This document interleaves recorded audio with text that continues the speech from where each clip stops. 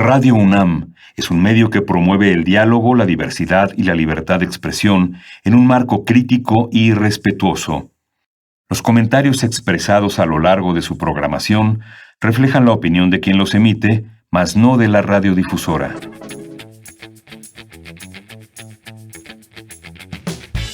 Consultorio Fiscal. Es un programa de Radio UNAM de la Facultad de Contaduría y Administración.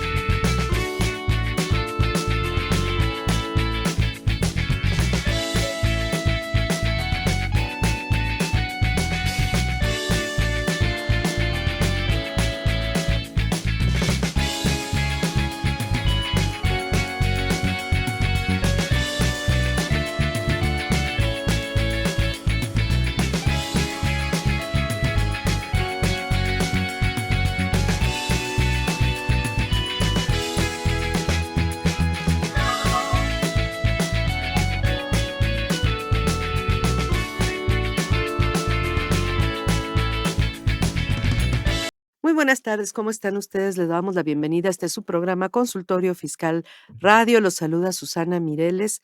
Le damos la bienvenida a a un programa más de esta serie, con la advertencia de que este es un programa que estamos grabando el día 5 de noviembre. Ustedes lo están escuchando en el mes de diciembre. Y pues ahora les pedimos su comprensión para cualquier disposición que pudiera cambiar entre la fecha de grabación del programa y la fecha en que ustedes lo escuchan. Guarden sus preguntas. Si tienen usted alguna pregunta sobre lo que vamos a señalar en el transcurso de este programa, le pedimos que por favor las guarde y en enero, cuando iniciemos con la transmisión en vivo de la serie, nos hagan llegar sus preguntas y se las responderemos en los programas en vivo una vez que regresemos de vacaciones. Pues vamos a iniciar sin mayor preámbulo. Les agradecemos a nuestros invitados del día de hoy que pues siempre nos apoyan y con todos los horarios y demás que tenemos, y sobre todo pues con estas situaciones de la grabación de programas. Le damos la bienvenida a este espacio, a esta su casa, a la maestra Deyanira Arisbe Gutiérrez Hernández. Bienvenida, Deyanira, a esta tu casa. Gracias, maestra Susi, por la invitación. Ella es licenciada en Contaduría y especialista fiscal, egresada de nuestra facultad, maestra en Derecho Administrativo y Fiscal por la Barra de Abogados, certificada en el área fiscal por la Asociación Mexicana de Contadores Públicos. Es catedrática de nuestra facultad en las materias de fiscal, coordinadora de sección de la revista Consultorio Fiscal, subrepresentante de la presidencia en el área de Servicios Financieros Fiscales y de Comercio Exterior y miembro del Consejo Directivo de la Cámara de Comercio de la Ciudad de México.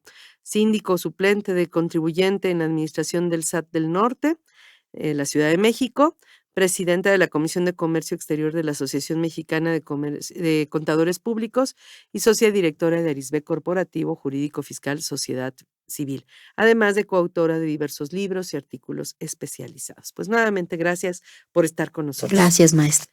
Y también agradecemos al maestro Sergio Abarca Telles. Sergio, nuevamente bienvenido a tu casa, que además tú ya estuviste en este espacio como conductor hace muchos años, ¿no? Sí, ya tiene tiempo. Es Ajá. rato regresar a casa y es muy agradable estar. Y gracias por la invitación. No, Y digo, siempre un gusto tenerte aquí en la mesa. hombre, ya este programa va a estar saliendo en diciembre, entonces es una época importante en muchos sentidos y uno de ellos es el cierre que tenemos nosotros para efectos fiscales, ¿no? Así es. Y pues el maestro Abarca Telles, Sergio Abarca Telles, es licenciado en Contaduría y especialista fiscal, egresado de nuestra facultad. Es catedrático del área fiscal en nuestra facultad, articulista de nuestra revista, expositor y conferencista pues en todo el país. Pues nuevamente gracias a los dos por estar aquí. Y pues si les parece, empezamos sin mayor preámbulo con el tema del cierre fiscal de personas morales. Deyanira, ¿quieres empezar con la importancia de este tema? Gracias. Pues estamos en muy buena época porque un cierre fiscal para personas morales nos da oportunidad de revisar que todas las deducciones estén cubiertas con un CFDI, que no existan errores y si existen poderlos corroborar y en su caso corregir. Nos obliga también a varias otras circunstancias. Tenemos un artículo de obligaciones de personas morales en el artículo 76 de la Ley del Impuesto sobre la Renta, y justo una de ellas, que es la fracción quinta nos obliga a presentar el estado de resultados, toda la información contable. La fracción cuarta, además, levantar un inventario de existencias físicas, lo cual es importantísimo para las personas morales. Hoy por hoy la determinación del costo de ventas pues está implicado con el inventario, que no es inventado, que luego así resulta, ¿no? No les des idea. No les des ideas, pero son creativos. Muy creativos. En realidad debimos haberlo cuidado cada mes, pero bueno, por lo menos uno físico al final del año, creo que ahorita irlo preparando. Es obligatorio. Es obligatorio además, y casi que será como un 60% de tu costo es el inventario, son todo lo que tiene que ver con, sobre todo empresas de producción. No por ello excluir a las de comercialización, que también deben determinar costo, inclusive las de servicio también deben determinar costo. Entonces creo que ese es un área de oportunidad súper importante, irlo planeando quién va a participar, cuántos conteos, cuando existen diferencias, no dejar la diferencia así como así, sino también tomar medidas respecto a qué hacer con esa diferencia, investigar, poner controles. Híjole, yo creo que el inventario físico da para muchísimas El cosas. costo de lo vendido, ¿no? En general sigue siendo el talón de Aquiles de muchas pequeñas y medianas empresas en la medida en que luego no llevan bien el control de sus existencias, y los programas de control de inventarios, los programas de el software, vamos, permite hacer barbaridad y media en el afán de ser, pues aparentemente útiles. Te permiten luego poner saldos en rojo y luego te permite sacar unidades sin que existan, y te genera saldos en rojo y para que luego captures las entradas y luego no las capturan. No, o sea, es un problema que las empresas cumplan adecuadamente con el costo y con los inventarios, y particularmente en el tema del costo, inclusive hay muy pocos programas de cómputo que resuelvan el costo de lo vendido, que ayuden a sistematizar el cálculo del costo de lo vendido. De los que se utilizan comercialmente de manera general no resuelven ese tema o lo resuelven muy a medias, ¿no? En ese caso, sobre todo para las empresas que fabrican, ¿no? Para las comercializadoras medio se resuelve. Sergio, ¿qué quisieras anotar? Bueno, en general del cierre de personas morales y lo que tú consideres pertinente comentar. Gracias. Yo considero que hay que hacer un plan estratégico. Así es. Número 1. Número 2, la importancia que estabas comentando al principio. Creo que la importancia radica desde mi punto de vista, no sé qué opinan ustedes, el punto de vista de control fiscal, contable, pero también viene la parte implícita de lo que es la parte financiera, que es muy importante determinarlo con anticipación para lo que son flujos de efectivo. Entonces yo empezaría tal vez por algún lugar. Este lugar es muy común, normalmente estamos en diciembre ya la mitad del año ya prácticamente está muerto, pero una parte importante, sin ser muy redundante, para mí sería punto inicial, tener tu contabilidad básica. Hablar de contabilidad es hacer el cierre, si estamos ahorita diciembre, a lo menos a noviembre, ya haber hecho una revisión previa, depuración de cuentas, que tengas un control importante de todas tus cuentas según la actividad que tengas y el impacto en tus estados financieros. Ese para mí sería el punto inicial y la premisa que deberíamos estar, que la tengas al día y depurada. Y ya que hablas de estados financieros, es muy importante comentar, bueno, que son 4 estados financieros básicos, o sea, no, aunque el formato de declaración anual ya haya omitido que presentemos 2 de ellos, pues lo cierto es que los 4 son obligatorios, ¿no? 1, 2, pues el formato aún sigue solicitando, el formato de declaración anual aún sigue solicitando las notas a los estados financieros. Y estas son obligatorias, son parte de la contabilidad, incluso para efectos fiscales, ¿no? Entonces, el tema de la parte contable junto con los estados financieros incluye las notas a los estados financieros, que tendríamos que pues hacer unos estados financieros completos, ¿no? Como debe ser, y si nada más son 2 los que nos pide el formato, bueno, son 2 con sus notas, que pues estas se definen en términos de las normas de información financiera, ¿no? Entonces, esa parte es muy importante. Y el otro punto, si me permites adicionar, ya que tienes tu contabilidad, ya que está depurada a lo mejor posible, ya tienes saldos, la otra parte sería hacer una revisión e identificar dónde tienes ciertas contingencias o problemas o deficiencias que se han generado en el proceso y no has podido concluirlas, o las tienes tú en proceso, identificarlas y ahí sí ver bien qué problema tienes contable. Uno es registro documental, la otra la operación y la otra la implicación fiscal. O sea, tendrías que juntar esa parte y hacer una listado de todos esos puntos. Cada compañía, cada persona tendría que estarlo señalando. No hay una regla en particular, sí podemos dar recomendaciones, pero en forma específica creo que sería uno de los puntos importantes en este sentido. Fíjate que algo importante que comentas ahorita de la parte contable ligada a la parte documental, que creo que sí hay que cuidar. Y hablando de la depuración de cuentas, que luego no sabe uno ni por qué se dieron esos saldos tan raros, ¿no? Luego es muy común, sobre todo ahora, con todo el tema de los programas de contabilidad que importan los FDIs y los contabilizas en masa y de manera automática, pues generalmente eso lo hace un auxiliar y así como bajan del SAT, así los sube y los contabiliza y se registran. Es más, a veces ya nada más es dar clic porque el sistema guarda la memoria con base en el RFC, etcétera, a qué cuentas se van y cómo se registra la operación.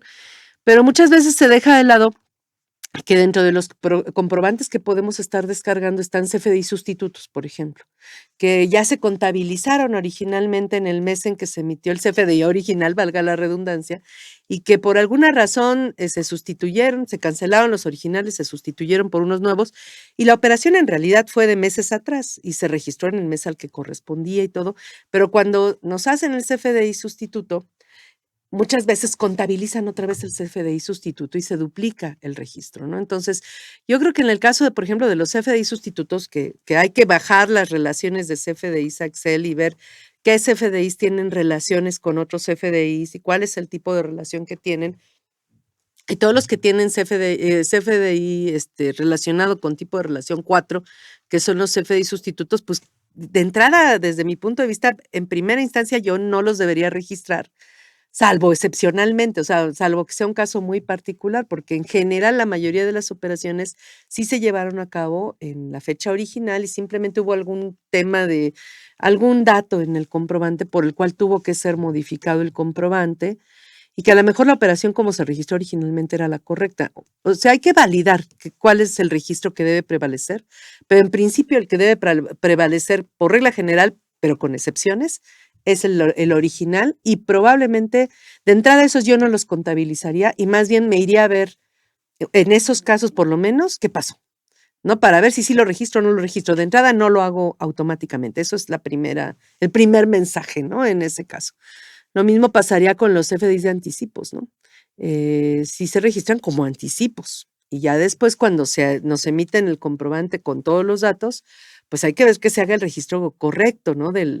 Ahí se provisiona el gasto, la compra, etcétera, pero en el anticipo se va anticipos y nada más, ¿no? Entonces, también son de las cosas que luego los programas hacen automáticamente y no nos damos cuenta que está mal hecho, ¿no?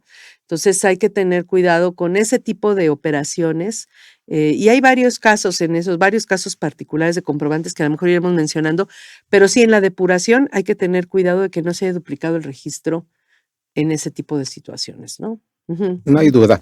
Y esto está muy a colación con lo que estaba comentando Yanadira, que sería la parte de, estás en esta parte del cierre contable y la planeación del inventario, en su caso, que también es importante hacerlo para efectos contables y fiscales, ¿no? Así es. Deyanira, ¿qué quieres agregar en este tema? Gracias, pues compartiendo lo que nos dice Sergio, llevar la contabilidad, que también es obligación inclusive del 76 por el que empecé platicando, dice de conformidad con el código. Y hablar del código, pues es un sinnúmero de documentos que además de la contabilidad, los registros, los asientos contables, pues a lo mejor sería momento para armar toda esa parte que hoy por hoy tiene más relevancia. Evidentemente lo financiero, pero los contratos, bueno, en ese 28 del reglamento de código donde nos enumera lo que forma parte de la contabilidad, que a veces no volteamos mucho ya a estas alturas a ver, pero que bueno, si hablamos de trabajadores dice que hay que tener el contrato con el trabajador, que si hablamos de algún interés debe de existir el contrato de préstamo en su caso. Es decir, que es muy, muy extenso todo lo que en su momento le hemos estado pidiendo a la autoridad que nos aclare, pero pues forma parte de la materialidad de las operaciones, ¿no? Que ya hoy por hoy no es suficiente el CFDI, lo cual es muy importante, pero además lo que reviste y que esté cómo se fue utilizando, la trazabilidad, los correos, un montón de cosas que a veces son intangibles y que no volteamos a ver, y que como ya acaba el año decimos, ay, pues ya se acabó el año y yo tengo ya toda mi contabilidad, mi declaración está casi lista. No, yo creo que hoy por hoy hay que documentar también todo eso en términos del 28 del reglamento de código con relación a que forman parte de la contabilidad, todo eso. No hablemos de estados de cuenta porque pues por supuesto que es la base con la que vamos contabilizando. En el tema de los FDIs decías algo súper importante, y ese tema que ahora pues tenemos muchas herramientas, podemos ir revisando. Yo diría que bajar todos los XML habidos y por haber de todo el año, de enero a diciembre, noviembre, que es cuando ahorita estamos haciendo la grabación, se transmitirá en diciembre, pero todavía en ese pequeño plazo podemos revisar lo que nos falta y además clasificar, como bien dices, cuáles son de ingresos, cuáles son de egresos, cuáles son por sustitución, bueno, hasta los complementos que luego no llevamos control, de los que recibimos, tal vez sí de los que emitimos, porque pues creo que todo eso ya al final del ejercicio y como viene el año que entra va a ser súper indispensable. Así es. Nada más quisiera puntualizar los requisitos fiscales de las pólizas, porque luego no se precisan mucho, Claro. pero porque además está medio perdido todo el documento. Hay un anexo técnico del anexo 24 en la página del SAT que establece los requisitos de las pólizas con base en las transacciones que documenta. Y bueno, normalmente todos utilizamos la herramienta del programa de contabilidad que nos permite importar los CFDIs, y cuando se hace automáticamente la póliza, vienen los datos del CFDI que se registra, que eso es una de las partes que requiere las pólizas desde el punto de vista fiscal, pero también desde el punto de vista fiscal, en este anexo técnico de la contabilidad electrónica que está en la página del SAT, se señala que tenemos que en las pólizas cheque, en las pólizas que documenten transferencias electrónicas de fondos, las pólizas tienen que tener también ciertos requisitos, de qué banco salió el dinero, a qué banco llegó, cuál es el RFC del beneficiario, ¿cómo se llama? Las cuentas bancarias, de qué cuenta salió, a qué cuenta llegó, la moneda, el tipo de cambio, entre otros datos, ¿no? Más o menos son los mismos datos que pide la póliza cheque y la transferencia electrónica de fondos. Es muy recurrente, no sé ustedes cómo les haya ido, pero en cursos que damos, en clases que damos ya con gente que trabaja en el área, resulta que esas partes no las llenan, o sea, no las tienen en las pólizas. En teoría, los programas de contabilidad tienen esas herramientas disponibles, en teoría, porque me he llevado una que otra sorpresita, pero en teoría tienen las herramientas disponibles para hacerlo automático, bueno, para capturarlo, porque eso desafortunadamente son datos que no se pueden importar del comprobante, y no se pueden importar por culpa del SAT, porque existe una inconsistencia entre el CFDI con complemento de pago y los datos que pide la póliza cheque o póliza de transferencia. En el CFDI con complemento de pago no son obligatorios estos datos del pago del banco, de la cuenta, etcétera. Se los perdonan cuando la operación no es en territorio nacional. Y solo es obligatoria cuando hay fondos o recursos del extranjero, es cuando sí se tienen que poner estos datos en el complemento de pago. Si hubieran sido obligatorios esos datos también para el complemento de pago, pues se podrían importar a la póliza y todos felices y contentos. Pero como no vienen, pues los tenemos que capturar manualmente, y ahí es donde ya se complica el asunto, y mucha gente no cumple con la obligación de los datos de las pólizas, además de lo que es los datos del comprobante, que eso sí lo hacen, pues porque lo hace automáticamente el programa al importar los CFDIs, ¿no? Pero no sé si quieran comentar algo. Digo, es muy recurrente que esas pólizas no se hayan hecho bien, ¿no? Bien, creo que coincido con todo lo que están diciendo, porque al final de cuentas llegar a esta parte es la aplicación de la ley de renta en forma práctica dependiendo del tipo de contribuyente. No sé qué opinen ustedes. Yo generaría en este momento, y perdón cuando digo yo, recomiendo, no sé, lo pongo en la mesa, ya que tienes esta parte, yo como punto inicial, normalmente lo que hago o procuro es generar la información financiera, lo que es la administración de la compañía, quien tiene tesorería, Entonces, como punto inicial, yo diría hacer tu conciliación contable fiscal como lo tienes, digo, e informar el impacto financiero que tienes para efectos prácticos. Entonces, es que esa para mí es el primer informe que habría que hacer. O sea, proyectar cuánto nos va a costar el impuesto en marzo, cuánto tenemos que pagar de aquí a marzo. Cuánto tienes, cómo estás, qué hay que ver, informarlo a la administración, no sé qué persona tengas, el gerente, los dueños. Ya que tienes la conciliación, ya que tienes la parte de ISR y de PTU en términos generales, yo sí me aboco, o habría que abocarnos a todos los puntos que ustedes están comentando, que son de vital importancia y que ahí va a ser variante, depende del tipo de contribuyente, pero han hecho un listado así muy rápido de muchos conceptos que ya es entrar a las tripas y al concepto de cada uno de estos elementos para efecto de poder estar informando y generando la información. Y ya que tienes esta parte, ahora sí te volteas y vas con todo este punto y empiezas a barrer con todos la parte de cuentas y comprobantes. Entonces, primero proyectar el flujo y después regresarte a las tripas, digamos. Sí, o sea, primero determinas, ¿cómo estás ahorita? ¿Cómo estás? Con lo que hay ahorita, te informo que hay esto y esto, se debe tanto, tenemos estos problemas, hay estas inconsistencias. Este sería mi cálculo previo. Entonces, eso no fotografía el día de hoy. Eso no quiere decir que no tomes de inmediato la otra parte, pero creo que serían dos áreas y esa la pongo yo en la mesa. No sé qué opinen ustedes en ese sentido. A final de cuentas, las dos se tienen que hacer, ¿no? Sí. Antes o después las dos se tienen que hacer. Tienes razón en cuanto a que es muy común que luego sorprendes a los accionistas o a la persona que toma las decisiones en tesorería de que, necesitamos para ya tanto porque se tiene que pagar la diferencia de impuesto anual, ¿no? O la PTU va a ser de tanto, ¿no? Entonces ese tipo de cosas, ¿por qué no nos dijeron antes, ¿no? Para tomar ciertas acciones. De hecho, es buen momento porque probablemente puedas hacer algún tipo de pues es que no compras, pues no te van a servir si no se venden, ¿no? En el costo no te van a impactar. Probablemente gastos pagados por anticipado te podrían servir para aminorar la carga impositiva al cierre del año, ¿no?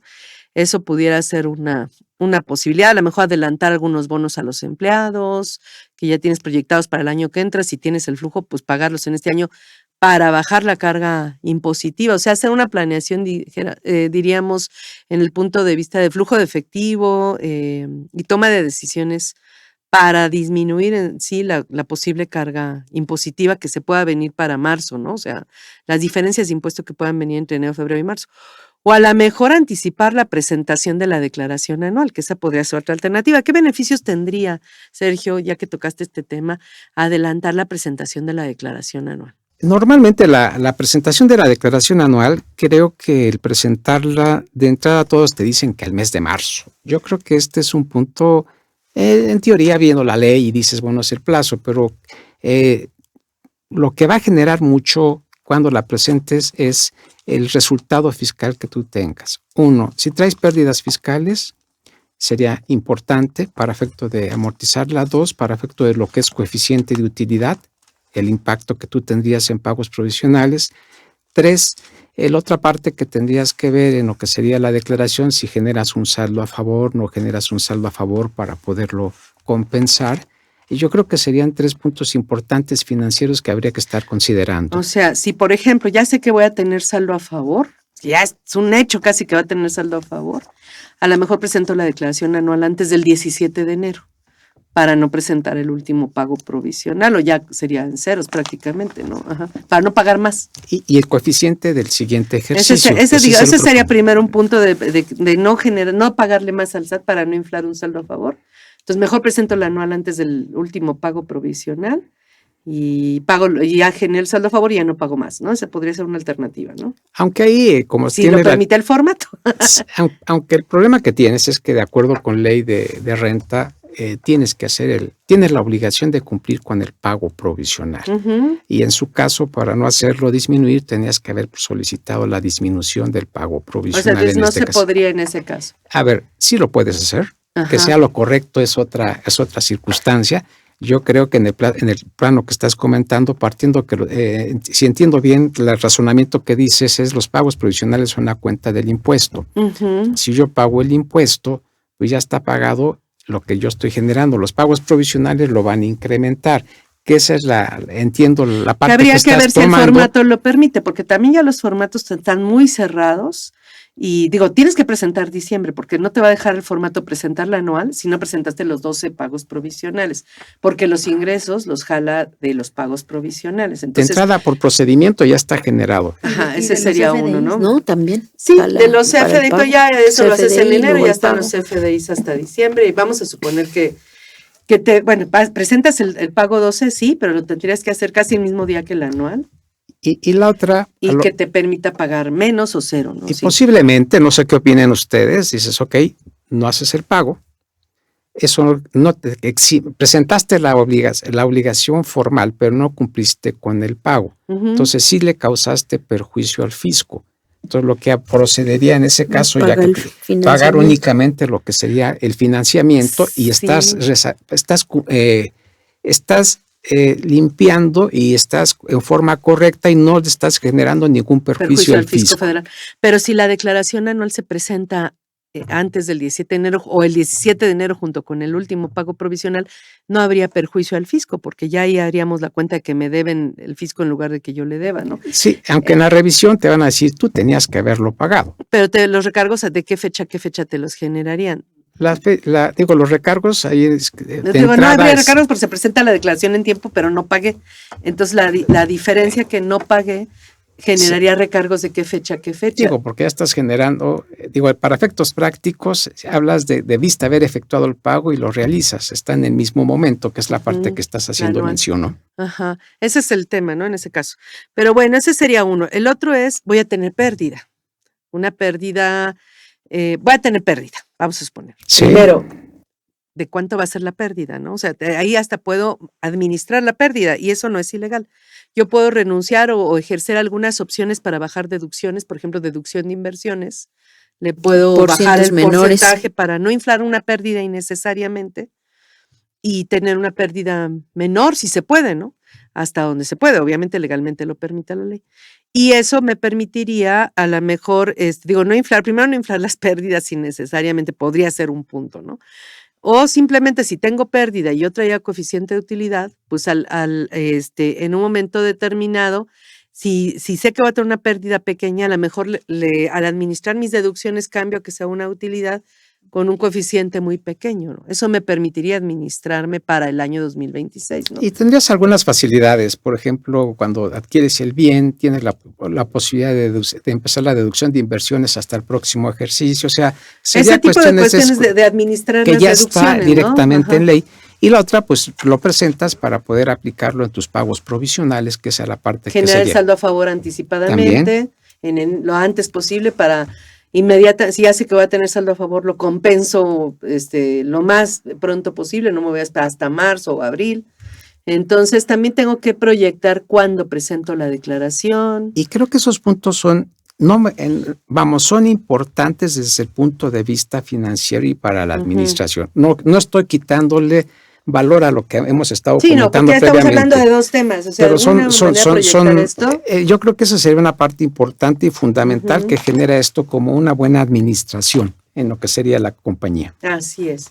Y ahora vamos a lo que ocurre en el día a día. Sí, están muy Las optimistas, ya pusieron acá sus planeaciones. No, bueno, estoy impactada. Sí. ¿Estás La impactada? verdad está padrísimo, pero la verdad es que luego no nos deja, o sea, yo ya no veo que en enero, día 17, ya esté el aplicativo jalando padrísimo, A ver. que luego eso nos detiene. Yo sé que un formato no legisla, pero evidentemente hay pues como yo creo que ahí, Deyanira, muchos, la parte que estás comentando es válida. Yo no lo siento optimista.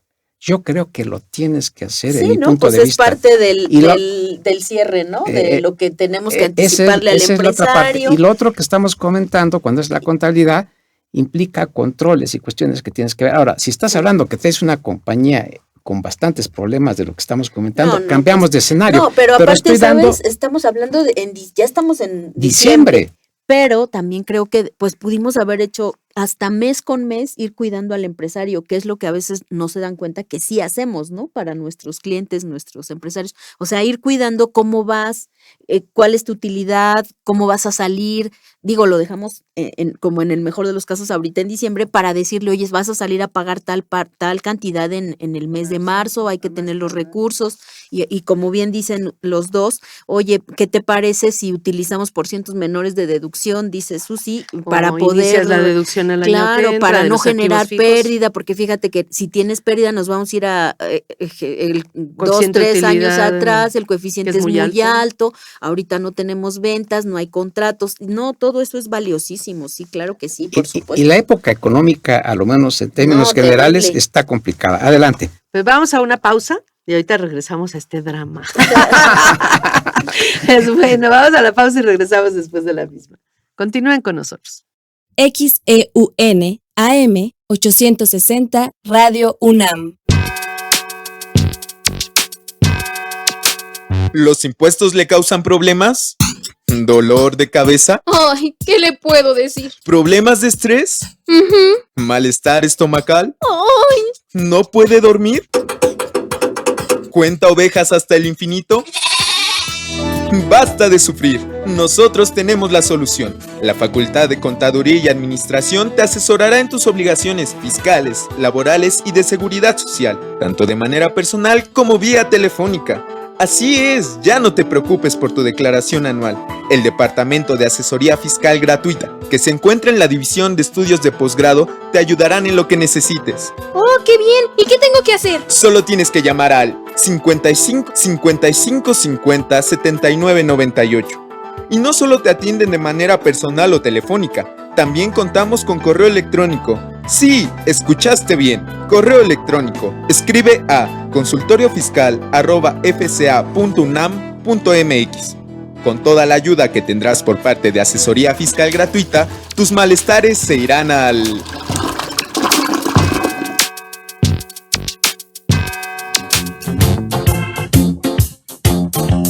Si la vida te pasa factura, entonces hazla deducible. Escucha Consultorio Fiscal Radio.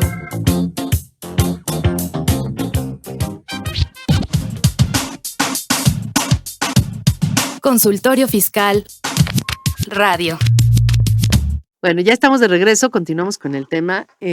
Nada más para precisar, qué bueno que querías hacer la precisión legal del fundamento para pagar nada más las diferencias de recargos cuando no hiciste todos los pagos provisionales porque sabías que ibas a tener saldo a favor y nada más pagas los recargos y actualizaciones. El fundamento es el artículo 15 del Reglamento de Código Fiscal de la Federación.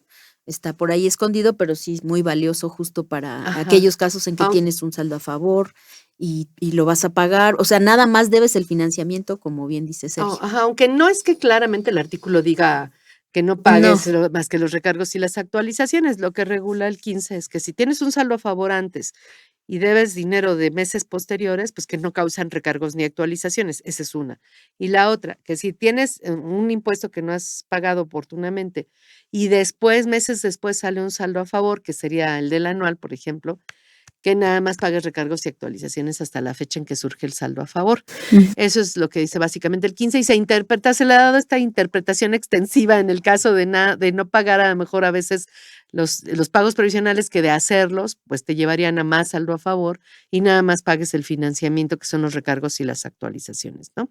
Pero bueno, una vez hecha esa aclaración, ahora sí plantéanos la cruda realidad. No, pues esperemos que el formato para ese 17 de enero estuviera ya listo, el de la declaración anual y sin fallas para poder hacer esta planeación que es muy bonita, que sugiere, por supuesto, y poder Somos optimistas, Sergio y yo. Porque sí, la verdad es que el empresario no tiene dinero, en realidad este año fue muy difícil para todos los sectores, creo yo. Entonces, bueno, no es dejar de pagar, es pagar lo necesario, lo estrictamente necesario dentro del marco legal y hay muchas posibilidades, como bien dices, cuidar las deducciones que van, por ejemplo, condicionadas a estar efectivamente pagadas, que a lo mejor ahí tenemos que involucrar a nuestras cuentas por pagar, a nuestro departamento de cuentas por pagar, en donde establecemos hasta qué fecha recibimos facturas para que podamos verificar, programar a pago y entren dentro del ejercicio de Para el IVA. 2025, para el IVA. O para el reciclo, para el porque puede ser por las ISR, personas morales de reciclo. como reciclo, asociaciones civiles, sociedades civiles, arrendamientos en su caso, puede ser de reciclo o puede ser del régimen general de persona física, actividades empresariales, todos esos comprobantes no nos pueden quedar, digamos, para que el año que entra lo paguemos, porque el año que entra, si es que lo pagamos a cierto plazo, como podrían ser comercialmente algunos términos, pues vamos a tener que pagar y pedir que nos cambien el comprobante porque debe tener fecha de 2026, en ese caso específico nada más, de los que están condicionados a estar efectivamente pagados para que sean deducibles, que sería el 27 fracción 9, Octava. algo así, 8, 9, de la ley del ISR. Justo entonces, para eso programar, o sea, se reciben facturas a revisión hasta el día, no sé, 5 de diciembre para pagarse a más tardar el día 24, 23. Y entonces en ese momento ya logramos Que ese esas es uno de deducciones. los temas que planteaba Sergio de planear el cierre, o sea, a la mayoría de las personas morales hoy por hoy están en el régimen simplificado de confianza. Y estos pues deducen con las deducciones pagadas, efectivamente erogadas. Entonces, a lo mejor una forma de abatir la carga fiscal, si es que sientes que se te viene muy fuerte la carga fiscal al cierre, pues sería adelantar pagos a proveedores para que eso te permita disminuir el IVA y disminuir el resultado fiscal de la persona moral en la declaración anual. Y el último pago, ¿no? Provisional, porque Correcto. ahí no hay coeficiente de utilidad, ahí son ingresos menos deducciones. Entonces, prácticamente lo que hagas en diciembre es lo que te va a quedar, pues casi igual para el anual, ¿no? En el régimen simplificado de confianza, ¿no? De personas morales. Correcto. Sí. Pero muy claro, es entre sí, no es como regla general. a lo que No, no estás es como comentando. regla general, digo por eso, pero sí creo que es bueno precisar de qué tipo de persona moral estamos hablando, porque estamos muy acostumbrados a hablar de las personas morales del régimen general, pero en realidad hoy por hoy la mayoría tributan en el régimen simplificado de confianza y al ser un régimen de flujo de efectivo se vuelve todavía más importante el proyectar los flujos de efectivos, pues ahorita que estamos en noviembre, para diciembre, ahorita que estamos en diciembre transmitiendo, pues proyectar el flujo de efectivo de este mes, porque lo que paguemos a proveedores es lo que va a repercutir en la carga fiscal de diciembre y del anual, ¿no? En ese caso. Entonces, eso es muy importante, ¿no? Claro, las nóminas también creo que es importante, ¿no? Es uno de los gastos también muy fuertes de las empresas. ¿Hasta qué momento podemos ir cortando las nóminas si son semanales, abarca unos días de diciembre y unos días de enero, entonces a lo mejor hacer el corte, hacer el ajuste anual de salarios en su caso, porque es muy buena época si hubiera diferencias a cargo para el trabajador, en ese momento podríamos, pues como reciben el aguinaldo, reciben algunas cosas adicionales, pues podrían resentir un poco menos si es que nos quedamos cortos con esa retención, que al final es hacer cuentas, ¿no? ¿Cuánto te retuve? ¿Cuánto debía haberte retenido? ¿Me debes o te debo? Y si me debes, pues ahorita que tienes lana, lo ajustamos, ¿no? Con esa retención adicional, que evidentemente se entera a más tardar en febrero, pero pues nosotros, por ejemplo, como cierre de año en la parte de nóminas, tratamos de hacerlo con ajuste para que ahí puedan salir esas diferencias. Creo que también es muy bueno. Y además revisar contra el visor de nóminas patrones, visor de nómina trabajadores, que están disponibles ahora como, pues no hacemos digamos, una constancia anual para el trabajador, pero eso puede hacer las veces tanto para que el trabajador sepa cómo va con sus ingresos y nosotros también podamos corroborar que es verídico y tener un parámetro de cotejar nuestros FDIs. Y también ahí en diciembre, a más tardar el día 31, dice la ley que nos tienen que avisar que van a presentar declaración anual de manera personal las personas físicas, pero a veces obviamente no nos informan. Entonces nosotros lo que hacemos es mandar un comunicado donde ellos nos avisen en términos del artículo tal, las características sobre las cuales ellos estarían obligados a presentar de manera personal su declaración y que nos señalen y nos regresen ese comunicado donde nos avisen. También como una parte de cultura de cierre de año. Ujú. Me voy a regresar un poco a las deducciones y sobre todo hablando otra vez del régimen simplificado de confianza. Y algo que planteaste ya hace un ratito, Deyanira, em, que muchas veces no tenemos los complementos de pago. O sea, muchas veces le pagamos a proveedores, les compramos a crédito, nos hacen un CFDI que se va a pagar a crédito, o sea, es decir, con método de pago diferido o en parcialidad, es lo que conocemos comúnmente como PPD.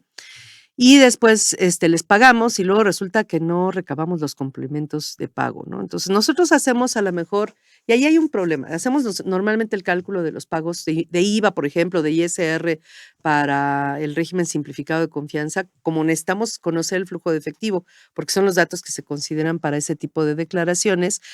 Pues generalmente tomamos esta información de cómo fluyó el dinero en bancos, o sea, lo vamos cruzando contra el estado de cuenta bancario, contra los pagos, los depósitos y lo validamos con el estado de cuenta bancario y seguramente nuestro cálculo es correcto. ¿Estamos de acuerdo? Eso es lo que dice nuestro cálculo que está hecho con base en el estado de cuenta bancario. Nuestra realidad en términos de comprobantes de flujo de efectivo es otra. ¿Por qué?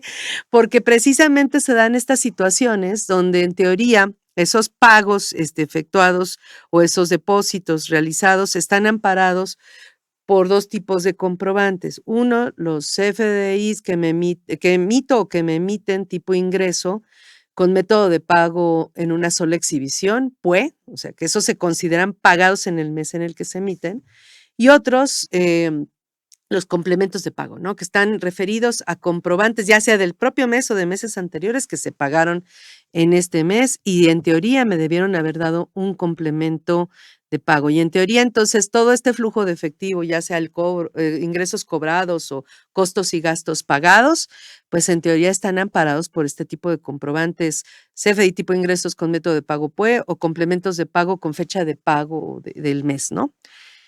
Pero luego resulta que el que tiene que hacer los complementos de pago, pues es la persona que cobró. Y yo hago los míos, en teoría los hago yo bien y todos y al día y todo, se supone, ¿no? Pero los de mis proveedores a veces pues no los obtengo todos o en tiempo. Y la verdad a veces yo tendría que estar conciliando mes a mes lo que yo calculé con base en bancos contra lo que yo según tengo en comprobantes, ¿no? Entonces, pero a veces no se hace o a veces se lleva atrasado esta Sí, revisión. ¿Qué pasa y con luego eso? creo que más se complica por esos 10 días adicionales que se Sí, dan. yo creo que ahí sería lo ideal. Digo, una recomendación que también con la que yo estaría de acuerdo es todos los comprobantes hacerlos con método de pago PPD y siempre recabar los complementos de pago, aunque se paguen el propio mes o se cobren el propio mes. Se me hace que se puede solucionar más las cosas a que te digan, házmelo con método de pago PUE y porque sí te voy a pagar en el mes y luego resulta que no te pagan en el mes y luego tienes que cancelar el comprobante original, sustituirlo, hacer uno con método de pago PPD y luego hacer el complemento de pago cuando pagues. Entonces, yo creo que sí es una recomendación más, o sea, más fácil para operar, aunque sea más comprobantes, el pedir todo con método de pago diferido o en parcialidades con PPD y hacer complemento de pago por cada operación que se paga. Inclusive si no se hizo, se puede corregir más fácil, porque haces el complemento de pago con la fecha de pago y todo se corrige. En cambio, si te lo hicieron pues y no te lo sustituyeron, ya es muy difícil de corregir, ¿no? O sea, sobre todo si ya estás en destiempo, ¿no? No sé qué opinen ustedes. ¿Quieres comentar algo de esto, Deyanira? Sí, y también creo que durante diciembre, pues muchas empresas se van de vacaciones y en esa época, digamos, del 24 al 31 que están de vacaciones, hay depósitos y no se dan cuenta sino hasta el siguiente año. No hay problema, pero sí, lo primero que hay que revisar cuando llegamos en enero es todo eso que se quedó pendiente de facturar. Documentarlo. Sí, porque hoy por hoy, pues todo depósito va con una factura, ya sea de CFDI de ingreso o de anticipo, pero todas las operaciones deben de tener un comprobante. Y lo mismo, pues tal vez revisar los contratos, los plazos que se tienen para cobrar, para pagar y también ahí poder establecer. Digo, lo ideal sería que todo terminara en diciembre. No es así porque la operación sigue, ¿no? Y porque hay también deducciones que no están condicionadas a que estén pagadas. Entonces, podríamos tener una persona moral, no le pagamos, tenemos el comprobante. Pero eso sería en el régimen general. En el régimen Pero general. en el de régimen persona moral. simplificado de Todo confianza, pagado. forzosamente son ingresos cobrados y deducciones pagadas. Y no nada más es que estén pagadas, sino que los comprobantes digan que están pagadas. Además, sí. Porque ese es el problema. Inclusive el SAT en los visores de comprobantes me dice lo que ellos tienen, pero no coincide a veces con lo que yo tengo, y ahorita vamos a hablar de las diferencias. ¿Algo que quieras señalar respecto a este tema, Sergio? No, creo que aquí un punto importante luego que habría que considerar es que muchas veces ese complemento de pago, aunque quieras obtenerlo, no te lo entregan, que es un problema práctico. Es un problema, sí. Entonces, sí, lo que estás comentando es aceptable verlo, nada más también evaluar que no generemos un problema diferente por la cantidad de obtener este tipo de documentos. Pero creo que es una buena recomendación aplicable. Habría que lo ver de el hacer caso. todo con PPD, es a lo Sí. que te refieres. Ahora, nada más como complemento, digo, de acuerdo con las normas de información financiera, tienes que registrar la operación como se dio.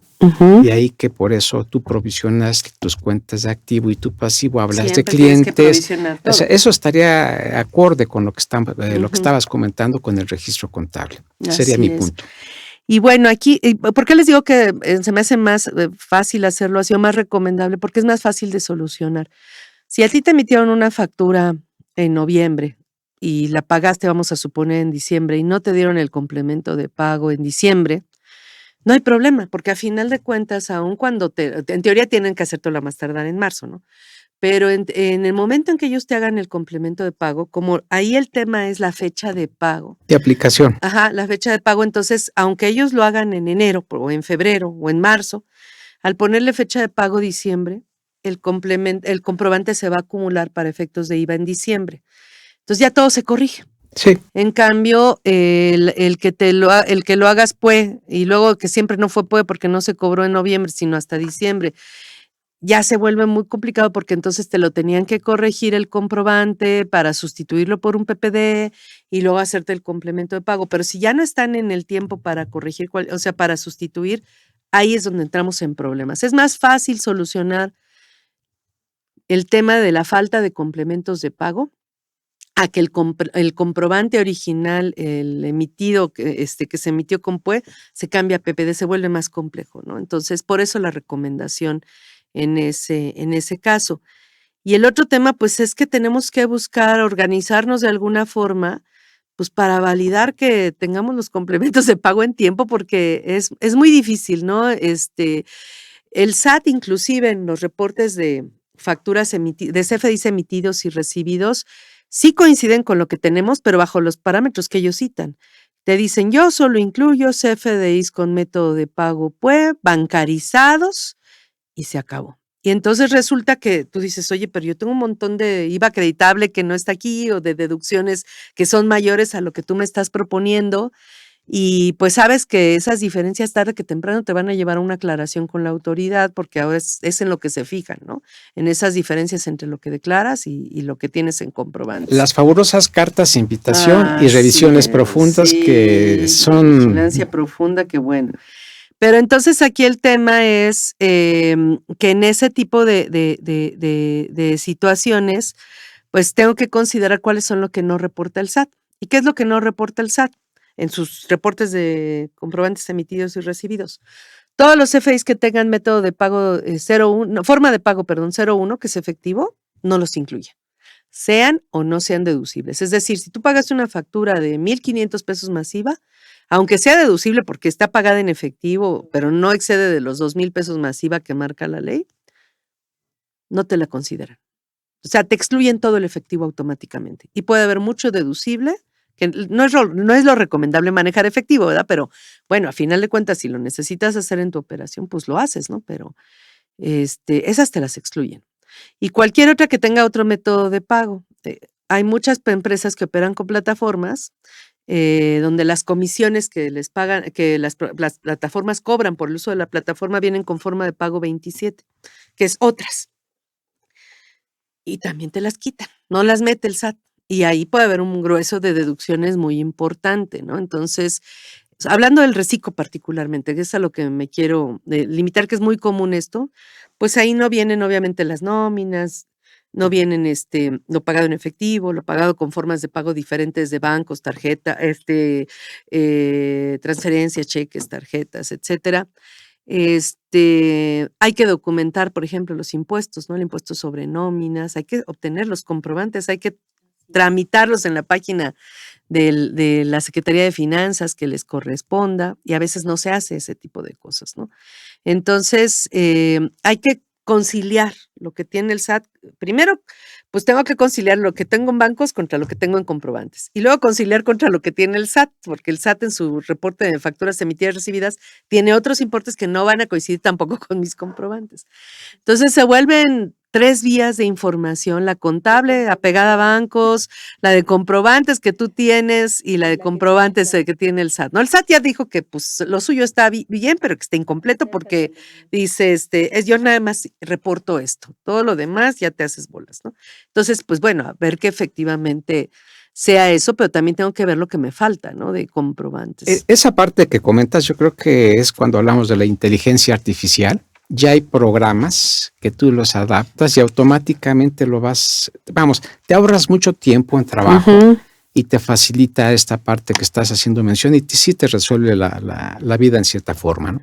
¿Qué programas? Bueno, no, a lo mejor no podrías recomendar, pero sí, ¿cómo los identificas? A lo mejor no dar una marca, pero... Digo, está el programa, automáticamente das tu registro y todo, te dice la parte que tiene el SAT, la parte que tú tienes en contabilidad, o sea, te da esas diferencias y que a lo que yo quisiera decir, esto que estás comentando de conciliar y ver, se te facilita y automáticamente muchas lo estás veces generando. Eso, sí. Esa parte sí se tiene. A mí me ha pasado, por ejemplo, con un cliente me pasó que uno de los proveedores erróneamente a todas las compras les ponía forma de pago efectivo y realmente no le pagaban en efectivo. Y entonces por eso el SAT rechazaba automáticamente eso. Y pues, no digo, y aparte, pues sí, aparentemente no era deducible, porque aparentemente estaban pagados en efectivo, pero no era cierto, todo estaba pagado con transferencia electrónica de fondos. Entonces, ese tipo de cuestiones que uno da por hecho que los proveedores van a hacer bien los comprobantes y demás, no es cierto. No sé qué quieres comentar, Deyanira, en esta parte. Sí, que hoy por hoy los comprobantes tienen mucha relevancia. No está muy bien porque nos está rigiendo todas las leyes y se basa el SAT con eso. Está bien, pero creo que hay muchas otras cosas que faltan por afinarse, porque efectivamente si hay erogaciones que no tienen un comprobante, como son pues la depreciación fiscal, el propio costo de lo vendido, el ajuste anual por inflación. El ajuste anual por inflación. Entonces, si hoy por hoy poco a poco vamos a ir migrando allá, pues está bien, pero mientras tanto sí es un filtro muy importante los FDIs, unas herramientas buenas que tenemos, como dice Sergio, sí, hasta nos dicen si están en listas negras y podemos ir bajando todo mes por mes, conciliando todo, y aún con eso, desafortunadamente, hay diferencias porque llevamos, como bien dijiste, la contabilidad que tiene el SAT, nuestra contabilidad financiera real y fidedigna y la contabilidad que tenemos que, digamos, ir cuidando para que todo vaya amarrando. Y aunque el complemento de pago no lo veo todavía como un requisito de deducción, no lo veo como un requisito de acreditamiento, hoy por hoy la autoridad va para allá. Es decir, si nosotros vamos a acreditar un IVA, ellos deben de tener el complemento porque es con lo que alimentan en su caso sus sistemas. De hecho, ellos te proponen el IVA acreditable con base en eso, porque ellos están partiendo de que eso es la información que debe ser, sí, ¿no? Sí. Y también mencionaste muy importante algo, que los asientos contables deben llevar información muy detallada. El reglamento de código en su artículo 33 trae una descripción muy detallada y que a veces el empresario ni cuenta se da porque, como dices, y Sergio y todos aquí en esta mesa, pues es que es muy, muy automático, ya nada más le das un clic, se carga tu póliza modelo y como que todo va muy automatizado. En realidad no es así porque con todo y esas herramientas hay muchas cosas detalladas que lo tenemos que hacer, contabilizar. Cuando pues tenemos una persona que nos apoya en esa área, está muy bien, pero hoy por hoy también supervisar a detalle. Supervisar como lo haría el SAT, es los Exacto. comprobantes. Ay, que me traigan el cálculo de impuestos. Pues seguro el SAT dice que es tanto y tú me estás Así diciendo es. que es menos. A ver cómo es eso, ¿no? Acláramelo. Acláramelo, a ver, para que lo vaya ya y házmelo por escrito para estar preparando la Y tienes respuesta. 10 días para hacerlo. Sí, ¿no? ¿Cuál? Ya estamos a punto de presentar la declaración. Antes de la declaración. Bueno, nos queda muy poco tiempo. Ya, Sergio, ¿alguna recomendación final que quieras hacer que sean pues importantes, sobre todo para el cierre fiscal que se nos haya ido, que deben haber sido muchas por el Creo tiempo? que hay bastantes, pero yo sí, al menos como recomendaciones, que estamos en diciembre, época complicada. Eso no quiere decir que no veamos esta parte que tenemos, hacerlo y hacerlo lo mejor posible. Sería desde el punto de vista control y desde el punto de vista financiero.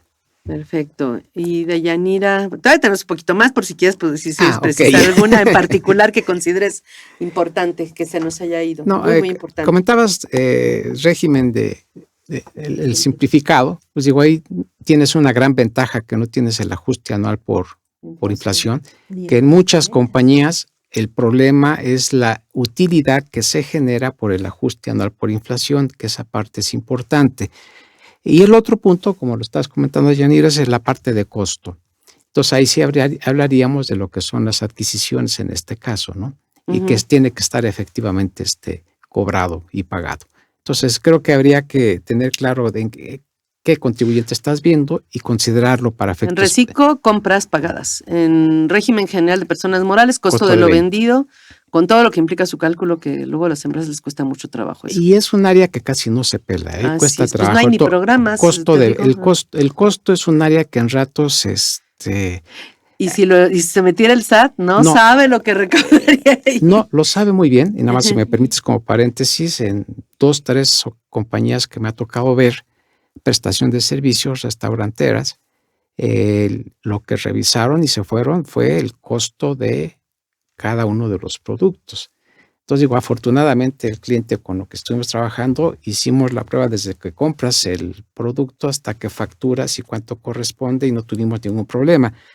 Son de las pocas ocasiones que me han dicho, esto tengo no sé cuántos años trabajando y a todos los agarramos aquí. Sí, es que el costo es un mundo para empezar, de muy complejo. Contable. No hay muchas herramientas para hacerlo y hay mucho descontrol. Y en ratos no se le hace caso. Así es. Okay. Así Y es. de Yanira. Gracias, pues como corolario, hablar de esta parte del costo, pues recuerden que cuando hay empresas de producción, los sueldos y salarios directamente relacionados con la producción también van al costo, que es algo que he revisado en muchas empresas, no lo hacen y está faltando esa parte.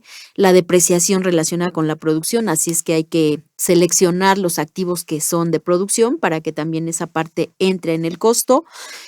Hablando de esas empresas de producción, que digamos que es un poco lo más fuerte. Las que están en régimen general. En régimen general. Y en términos generales, pues este cierre fiscal previo a la declaración anual les puede ayudar para buscar oportunidades, para corregir errores en su caso, y en su caso, si está omitido algún CFDI, pues solicitarlo. Así es.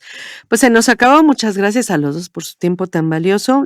Y para nuestro público los invitamos la próxima semana que nos vean y escuchen con el tema de cierre anual de personas morales con fines no lucrativos. Mañana jueves también nos puede seguir a las 10 de la mañana por Mirador Universitario de CUAED. Esta fue una coproducción de Radio UNAM y la Facultad de Contaduría y Administración, dirigidas por Benito Taibo y el doctor Armando Tomé González. Por nuestra facultad, además participa la Secretaría de Divulgación y Fomento Editorial de la misma, dirigida por el maestro Gustavo Almaguer Pérez. En los controles técnicos, Francisco Chamorro. En la producción por parte del Departamento de Medios Audiovisuales de la facultad, Nezahualcóyotl Jara, Miriam Jiménez, Carlos Castellanos, Antonio Calvo, Alma Villegas, Nancy Audelo, Celeste Arellano e Irwin Orozco. Agradecemos la colaboración especial de Julio Pérez y José Ramón San Pablo, personal de Mirador Universitario de la CUAED. Y los invitamos a que sigan con nosotros en la señal de Radio UNAM con las noticias internacionales a través de Radio Francia Internacional. Se despide de ustedes Susana Mireles. Gracias. Consultorio Fiscal, un programa de Radio UNAM y de la Secretaría de Divulgación y Fomento Editorial de la Facultad de Contaduría y Administración. Consultorio Fiscal Radio.